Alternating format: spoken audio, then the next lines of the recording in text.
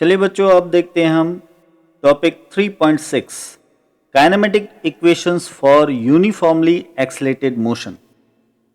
अगर मोशन में acceleration uniform है यानी कि एक्सलेशन कांस्टेंट है तो आप जानते हो कि उसकी वेलोसिटी कंटिन्यूसली बढ़ती जा रही है। ऐसी मोशन के तीन इक्वेशंस हैं बेसिकली, अभी हम यहाँ पे डिराइव करेंगे तीन इक्वेशंस। बच्चों ये टॉपिक और इसमें आने वाले ये तीनों इक्वेशन आपको ना सिर्फ 11th में बट 12th में भी आते रहेंगे, इसलिए इस टॉपिक को बहुत ही इंपॉर्टेंट मान के अच्छे से ध्यान दे के समझना। सबसे पहले हम इस टॉपिक में जो जो सिंबल्स लेने वाले हैं उसके बारे में ध्यान से समझ लेते हैं। पहला सिंबल है एक्स। यहां पे एक्स यानी कि डिस्प्लेसमेंट। आप जानते हो कि एक्स दरअसल हम पोजीशन के लिए लेते हैं, लेकिन समझिए अगर इनिशियल पोजीशन 0 है और फाइनल पोजीशन x है तो डिस्प्लेसमेंट कितना हुआ, x माइनस 0 यानी कि x। तो जब हम कह रहे हैं कि भाई डिस्प्लेसमेंट x है तो आप समझ सकते हो कि इनिशियल पोजीशन 0 है। फिर दूसरा सिंबल आएगा यहां पे v0। v0 हम लेते हैं इनिशियल वेलोसिटी के लिए, इनिशियल वेलोसिटी, ठीक है। और तीसरा आएगा v। v है फाइनल वेलोसिटी के लिए, यह है फाइनल वेलोसिटी। फिर आता है a। a है कांस्टेंट एक्सेलरेशन के लिए, कांस्टेंट एक्सेलरेशन, इसको यूनिफॉर्म एक्सेलरेशन भी कहते हैं। फिर आता है t। t है मोशन का टोटल टाइम, ठीक है, टोटल टाइम। तो हम ज्यादातर इन सिंबल्स को लेने वाले हैं। अब सबसे पहले कांस्टेंट एक्सेलरेटेड मोशन के लिए ये v वर्सेस t के ग्राफ को देखो। यहां पे इस एक्सिस पे वेलोसिटी और इस एक्सिस पे है टाइम, और आप देख रहे हो कि ये ग्राफ ऐसे लीनियरली बढ़ रहा है। इसका मतलब क्या हुआ कि वेलोसिटी में कॉन्स्टेंटली इंक्रीमेंट हो रहा है। इसका मतलब ये हुआ कि ये कांस्टेंट एक्सेलरेटेड मोशन है। आपको पता है कि जब वेलोसिटी वर्सेस टाइम ग्राफ इस तरह से लीनियरली बढ़ रहा होता है तब वो कांस्टेंट एक्सेलरेटेड मोशन होती है। अब आप देख सकते हो कि मोशन यहाँ से शुरू हुई है, इसका मतलब ये हुआ कि ये हो गया इनिशियल वेलोसिटी v0, ठीक है, और वेलोसिटी बढ़ते बढ़ते यहाँ तक बढ़ी है, यहाँ से यहाँ तक बढ़ी है। इसका मतलब ये हो गया फाइनल वेलोसिटी v। हम फाइनल वेलोसिटी को v कहते हैं। और इसके लिए जो टाइम लगा है, टोटल टाइम, यानी कि वेलोसिटी v0 से v तक होने में जो टोटल टाइम लगा है वो है यहाँ पे टाइम t, ये पॉइंट, ठीक है। अब सबसे पहले हम एक्सेलरेशन का एक इक्वेशन लेते हैं। देखिए आप जानते हो कि एक्सेलरेशन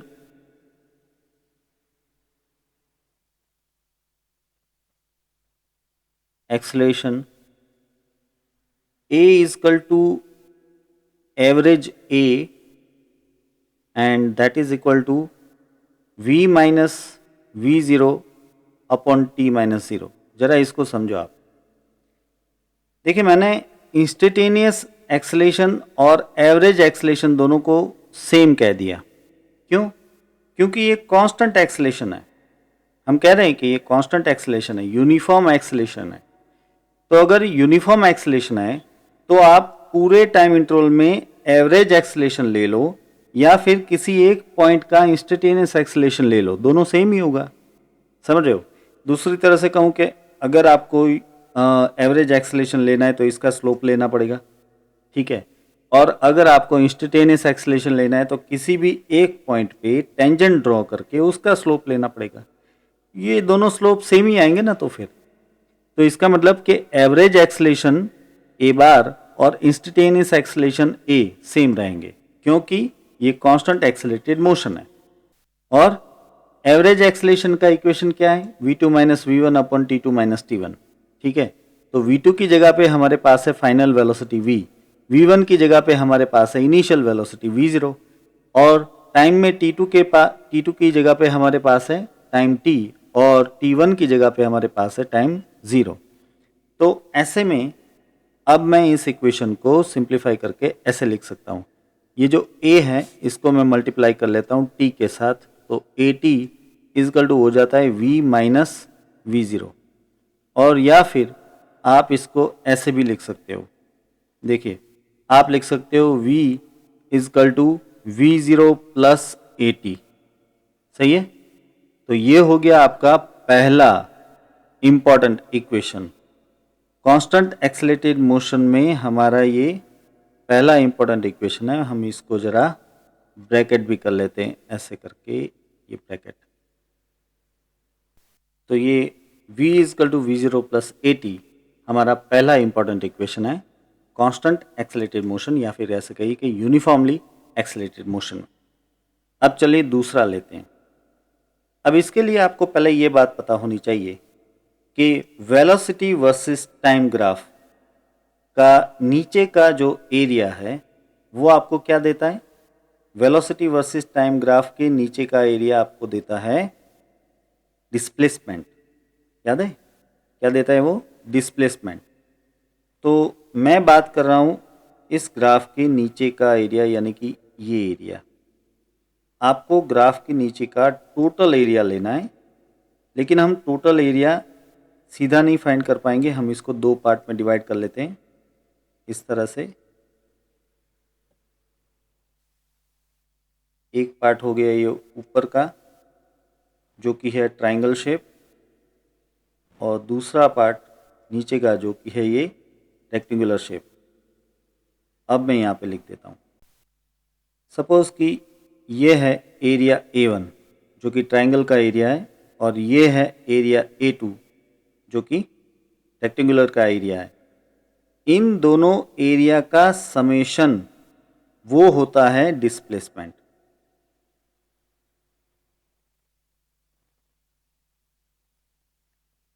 समझ रहे हो? तो डिस्प्लेसमेंट ये टोटल एरिया का समेशन होगा। हमने इसको दो एरिया में इसलिए डिवाइड किया ताकि हम दोनों को अलग अलग इक्वेशन से फाइंड आउट कर सके। हमें पता है कि ट्रायंगल का एरिया होता है 1/2 बेस इंटू हाइट, और रेक्टेंगुलर का एरिया होता है लेंथ इंटू हाइट। तो अब ये बात हम लिख लेते हैं यहाँ पे कि डिस्प्लेसमेंट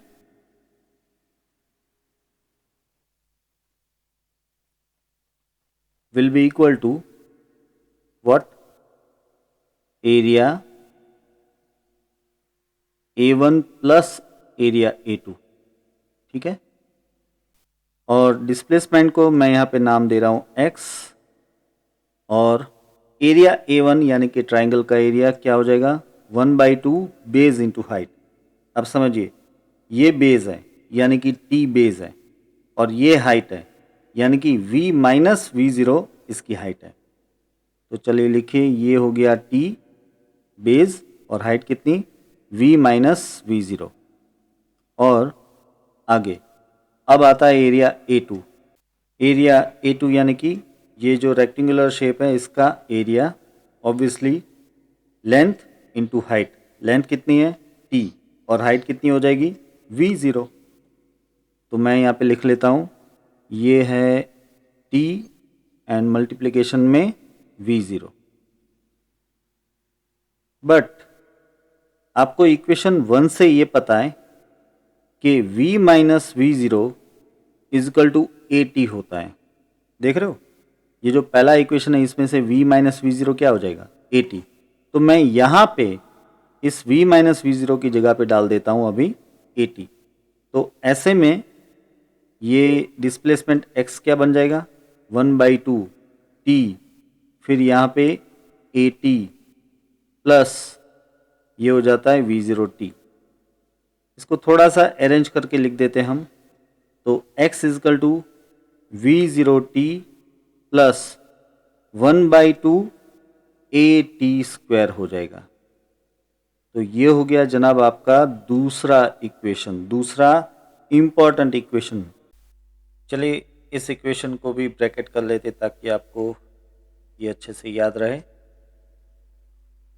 अब एक और इक्वेशन बाकी है, इसके लिए हमें थोड़ी जगह चाहिए, तो मैं ज़रा इसको ऐसे शिफ्ट करना चाहूँगा और यहाँ पे थोड़ी सी हम जगह बना लेते हैं। चलिए, अब यहाँ पे ये जो हमारा पुराना इक्वेशन है, इसकी ज़रूरत पड़ेगी। मैं इसको नाम दे देता हूँ ए। देख रहे हैं ना यहाँ पे, ये वाला इक्वेशन, इसको मैंने नाम दिया है ए। अब इस पे से हम आगे बढ़ेंगे। मैं ऐसे लेता हूँ, from equation A we can write x is equal to, देखिए इसको मैं सॉल्व कर रहा हूँ तो ये 1/2 vt minus 1/2 v0t plus v0t ऐसे मिलता है। अब आप देख रहे हो यहाँ पे ये माइनस 1/2 v0t और प्लस v0t है, तो ये हो जाएगा प्लस 1/2 v0t। और इसमें से मैं 1/2 अगर कॉमन ले लेता हूँ तो ये हो जाता है 1/2 फिर v plus v0 into T. अब यहाँ पे ये जो t आ रहा है, ये t, इस t की वैल्यू मैं इस इक्वेशन से लिख सकता हूँ।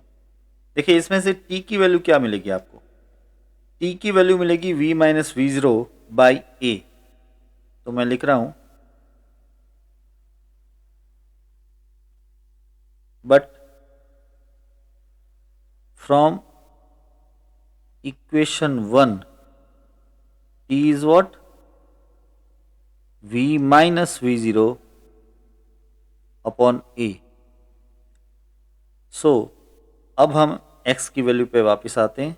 ये हो जाता है 1/2, ये v प्लस v0 और t की जगह पे मैं लिख रहा हूँ यहाँ पे v minus v0 upon a।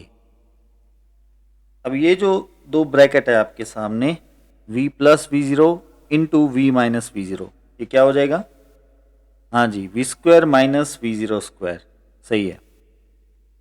तो ये हो जाता है x is equal to v square minus v0 square upon 2a। इसको थोड़ा सा सिंप्लीफाई करके आप ऐसे लिख सकते हो कि V square minus v0 square is equal to 2ax।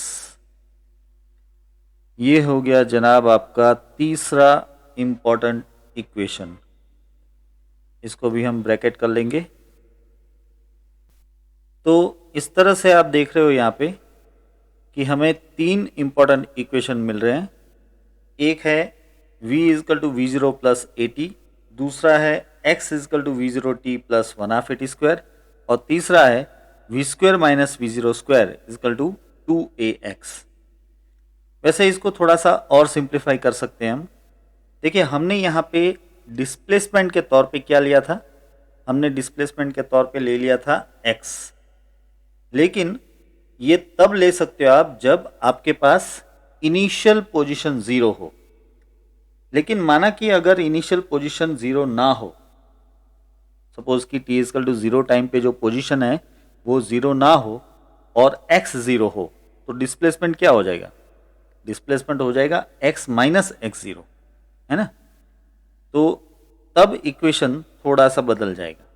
तो वो क्या बदल जाएगा, ये ज़रा हम यहाँ पे आगे लिख लेते हैं। चलिए अब यहाँ पे मैं मेंशन कर लेता हूँ, if at t is equal to 0 position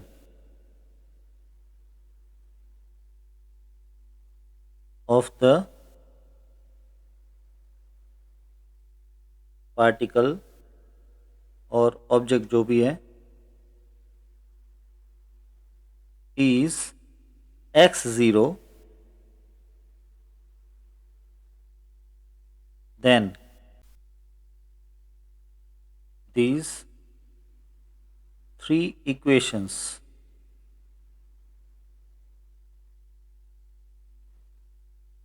will be like this. See, the first equation will not change.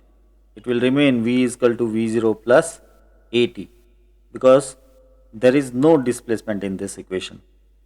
Then the second equation will become x minus x0 is equal to v0t plus 1 half at square, or from that you can also write x is equal to x0 plus v0t plus 1 half at square, right? And the third equation will become v square minus v0 square is equal to 2a x minus x0. And from this equation only you can also write v square is equal to v0 square plus 2a x minus x0. तो अब ये हो गए आपके 3 important equations, थोड़े से changes के साथ। यहाँ पे इन तीनों इक्वेशंस के बारे में एक बहुत इंपॉर्टेंट बात समझा दूं आपको। देखिए, ये तीनों इक्वेशन कांस्टेंट एक्सेलरेटेड मोशन यानी कि यूनिफॉर्म एक्सेलरेटेड मोशन के लिए सही है, लेकिन इन तीनों में कोई एक फिजिकल क्वांटिटी कम है। देखिए, ये पहला इक्वेशन है, इसमें डिस्प्लेसमेंट नहीं है, x माइनस x0 नहीं है। ये दूसरा इक्वेशन है, इसमें फाइनल वेलोसिटी v नहीं है। और ये जो तीसरा इक्वेशन है, इसमें टाइम नहीं है। तो अगर आप कोई क्वेश्चन सॉल्व कर रहे हो और अगर आपके पास डिस्प्लेसमेंट नहीं दिया है तो आप ये इक्वेशन यूज करो। अगर आपको फाइनल वेलोसिटी नहीं दी है तो ये इक्वेशन यूज करो। अगर आपको टाइम ही नहीं दिया है तो ये इक्वेशन आप यूज करो। ठीक है। कांस्टेंट एक्सेलरेटेड मोशन के जो 3 इक्वेशन हमने अभी डिराइव किए, वही 3 इक्वेशन हम कैलकुलस मेथड से भी डिराइव कर सकते हैं। यही है हमारा example 3.3। Obtain equations of motion for constant acceleration using the method of calculus, यानी कि डिफरेंशिएशन और इंटीग्रेशन का यूज करके हमें ये तीनों इक्वेशन डिराइव करने हैं। तो चलिए सबसे पहले हम लेते हैं एक्सेलरेशन का इक्वेशन। आप जानते हो कि एक्सेलरेशन a इजकल टू आप लिख सकते हो dv बाई dt, वेलोसिटी का डिफरेंशिएशन यानी एक्सेलरेशन। ठीक है ना। तो मैं कह सकता हूं कि dv will be equal to a dt। अब मैं दोनों साइड इंटीग्रेशन ले लेता हूं। ये हो गया integration dv is equal to a, constant है तो मैं इंटीग्रेशन से बाहर ले रहा हूँ। ये कांस्टेंट है ना, कांस्टेंट एक्सेलरेटेड मोशन है ये, इसलिए a कांस्टेंट है, तो ये हो गया इंटीग्रेशन dt। अच्छा, हम यहाँ पे डेफिनेट इंटीग्रल लेने वाले हैं, यानी कि हम लोअर लिमिट और अपर लिमिट डाल के इंटीग्रेशन करेंगे। अब देखिए, ये जो इंटीग्रेशन है वो v की रिस्पेक्ट में है, वेलोसिटी की रिस्पेक्ट में। तो वेलोसिटी की लोअर लिमिट क्या होगी? जो वेलोसिटी की मिनिमम वैल्यू है वो हो जाएगी उसकी लोअर लिमिट, और जो मैक्सिमम वैल्यू है वो हो जाएगी उसकी अपर लिमिट। तो ऑब्वियसली वेलोसिटी की मिनिमम वैल्यू कितनी है? v0 है ना, v0। तो ये हो जाएगी लोअर लिमिट, और हाईएस्ट वैल्यू क्या है? v, तो ये हो जाएगी अपर लिमिट। ऐसे ही ये जो इंटीग्रेशन है वो टाइम के रिस्पेक्ट में है, तो आप टाइम में भी लिमिट डाल सकते हो। टाइम की लोअर लिमिट क्या होगी? जो मिनिमम टाइम है वो 0, और टाइम की अपर लिमिट क्या होगी? जो इसकी हायर वैल्यू है वो, यानी कि t। मैक्सिमम टाइम कितना लिया हमने? t। अब इसका इंटीग्रेशन करते हैं। अब जानते हो कि इंटीग्रेशन dv यानी v हो जाएगा और इंटीग्रेशन dt यानी t हो जाएगा। तो हम लिख सकते हैं यहाँ पे, ये हो गया integration v from the limit v0 to v is equal to a, यहाँ पे इंटीग्रेशन हो जाएगा t from the limit 0 to t। अब आप जानते हो कि पहले आपको अपर लिमिट डाल देनी है, फिर माइनस, फिर लोअर लिमिट। तो ये हो जाता है v माइनस v0, और यहाँ पे हो जाएगा a t माइनस 0। इसको आप अरेंज करके ऐसे भी लिख सकते हो, v is equal to v0 plus A t. तो ये आ गया आपका कांस्टेंट एक्सेलरेटेड मोशन का पहला इक्वेशन। चलिए अब आगे बढ़ते हैं। अब मैं लूंगा वेलोसिटी का इक्वेशन। ठीक है, देखिए आप जानते हो कि वेलोसिटी आप कैसे ले सकते हो, velocity v is equal to d x by d t, यानी कि डिस्प्लेसमेंट का t की रिस्पेक्ट में डिफरेंशिएशन यानी वेलोसिटी। तो मैं इसको ऐसे लिख देता हूँ अभी, ये हो जाएगा d x is equal to v d t. अब इसमें भी दोनों साइड हम इंटीग्रेशन लेंगे, ये हो जाता है integration d x is equal to यहाँ पे आ जाएगा इंटीग्रेशन वी डी टी। ठीक है, अभी यहाँ पे जो v है ना, इसको हम पहले इक्वेशन में से ऐसे लिख सकते हैं। v को क्या लिख सकते हैं हम लिख सकते हैं v is equal to we zero plus A t, और यहाँ पे है डी टी। अब इसमें लिमिट्स डिस्कस कर लेते हैं हम। देखिए ये जो पहला इंटीग्रेशन है वो x के रिस्पेक्ट में है, तो x की लोअर लिमिट क्या हो जाएगी x0 और अपर लिमिट x हो जाएगी, क्योंकि इसमें पोजीशन कहाँ से कहाँ तक की है, x0 से x तक की। फिर ये जो दूसरा इंटीग्रेशन है ये या फिर ये दोनों t की रिस्पेक्ट में इंटीग्रेशन है, तो इसमें ऑब्वियसली लोअर लिमिट क्या होगी 0 और हायर लिमिट t, यहाँ भी लोअर लिमिट 0 और अपर लिमिट t। अब इसको इंटीग्रेशन करते हैं हम। देखिए इंटीग्रेशन dx क्या हो जाता है, x हो जाता है, और यहाँ पे मैं लिख देता हूँ x0 टू x। और अब राइट साइड में ये टर्म लेते हैं, इसका इंटीग्रेशन करेंगे। सबसे पहले हम v0 का इंटीग्रेशन करेंगे t की रिस्पेक्ट में, फिर हम at का इंटीग्रेशन करेंगे t की रिस्पेक्ट में। अब यहाँ पे एक बात सुनो, v0 यानी कि क्या, इनिशियल वेलोसिटी। अब इनिशियल वेलोसिटी एक कांस्टेंट नंबर है, समझ रहे हो। किसी भी मोशन में सपोज के इनिशियल वेलोसिटी है 10 मीटर पर सेकंड, तो वो हमेशा 10 रहेगी ना। इस मोशन के लिए तो आप आगे अब चाहे कितनी भी मोशन करवा लो, लेकिन इस मोशन के लिए आप हमेशा इनिशियल वेलोसिटी क्या बोलोगे 10, यानी कि 10 एक फिक्स नंबर है, तो वो कांस्टेंट हो गया। इसलिए v0 एक कांस्टेंट है, तो ये कांस्टेंट मैं बाहर रख दूंगा। ऐसे ही यहाँ पे at में a एक्सेलेरेशन है, वो कांस्टेंट है, तो उसको भी मैं बाहर रख दूंगा। तो ऐसे करके आप इंटीग्रेशन लिख सकते हो, ये हो गया v0 और ये dt from 0 to t plus यहाँ पे a बाहर लिख दिया मैंने, इंटीग्रेशन t dt, ठीक है ना, फ्रॉम 0 टू t। अब इसको सॉल्व कर लेते हैं। देखिए यहाँ पे तो आ जाएगा ये upper limit x minus lower limit x minus x0, और यहाँ पे क्या आ जाएगा, ये हो गया v0, फिर इंटीग्रेशन dt यानी कि t, तो यहाँ पे मैं लिख देता हूँ t from the limit 0 to t plus a। अब t का इंटीग्रेशन क्या हो जाएगा, ये हो जाएगा t स्क्वायर बाई 2, है ना। और यहाँ भी लिमिट डाल दो आप, अपर लिमिट और लोअर लिमिट डाल देते हैं हम इसमें। लोअर लिमिट है 0 और अपर लिमिट है t। आगे इसको ऐसे लिख सकते हैं अब, x minus x0 is equal to, आप समझिए अपर लिमिट आपको t डालनी है, तो ये हो जाएगा v0t, और लोअर लिमिट तो 0 है, 0 डालेंगे तो 0 हो जाएगा, तो मैं उसको नहीं लिख रहा। प्लस यहाँ पे ये जो डिनोमिनेटर में 2 है ना, वो तो कांस्टेंट है, इसलिए इसको बाहर ले लेता हूँ मैं, a भी कांस्टेंट है। अब बचेगा यहाँ पे टी स्क्वायर, जिसमें आप अपर लिमिट डालोगे t ही, तो ये हो जाएगा टी स्क्वायर। फिर लोअर लिमिट डालोगे, लेकिन वो तो 0 है, तो 0 हो जाएगा, तो मैं उसको नहीं लिख रहा। तो आप देख रहे हो आपका दूसरा इक्वेशन भी तैयार हो गया। ये हो गया हमारा दूसरा इंपॉर्टेंट इक्वेशन। मैं इसको अंडरलाइन कर देता हूँ ऐसे।